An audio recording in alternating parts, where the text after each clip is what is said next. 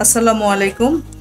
আমি আজকে কয়েকটি উপকরণ দিয়েই পোস্ত কাতলা ইলিশ রান্না করে দেখাবো। পেঁয়াজ দিয়ে দিচ্ছি। পেঁয়াজটা আমি আবার বাটা পেঁয়াজটাও ইউজ করব। লাল মরিচ দিব না, বেশ কয়েকটি কাঁচামরিচ দিয়ে দিচ্ছি। এভাবে পেঁয়াজগুলো মোটামুটি গোল্ডেন হতে হবে। পোস্তটা এক একজন এক একভাবে রান্না করে, আমি এই রান্নাটাই দুধ ব্যবহার করি, খেতে বেশ ভালোই লাগে। এই যে দেখুন, আমি পোস্তটা ব্লেন্ড করে নিয়েছি।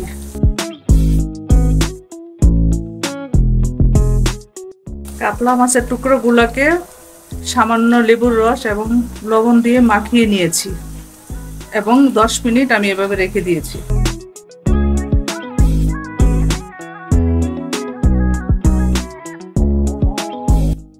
পেঁয়াজগুলো প্রায় হয়ে আসছে, মোটামুটি ধৈর্য নিয়ে ভাজবেন যাতে পুড়ে না যায়।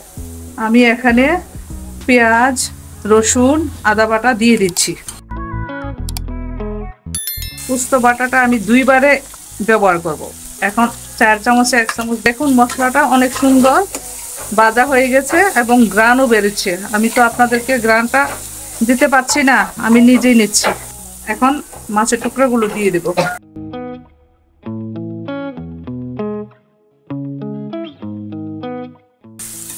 লাল মরিচ, হলুদ কিছুই দিচ্ছি না, শুধু একটু জিরা গুঁড়া দেবো।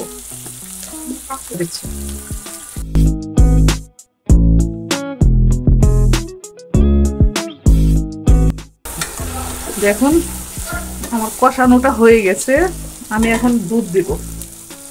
যেহেতু আমি এটা দুধ দিয়ে রান্না করব, দই দিচ্ছি না। অনেকে দই দিয়েও রান্না করে, আমিও মাঝে মাঝে দই দিয়ে রান্না করি। আজকে দুধ দিয়ে রান্না করব।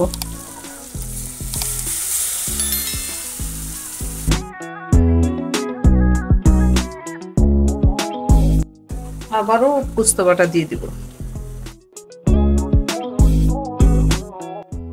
একটু ঢেকে নিব। এখন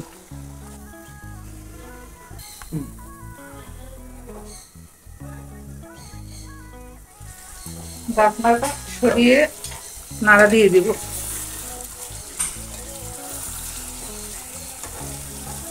প্রায় হয়ে এসেছে।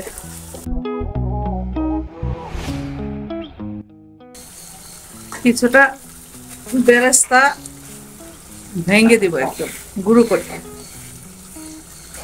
বেরেস্তার ভিডিও আমার চ্যানেলে দেওয়া আছে। মচমচে দেখেন, এটা প্রায় 10 দিন হয়ে গেছে, এখন একদম মচমচা, মনে হয় যে টাটকা হয়ে গেল আমার দুধ দিয়ে পোস্ত কাতলা।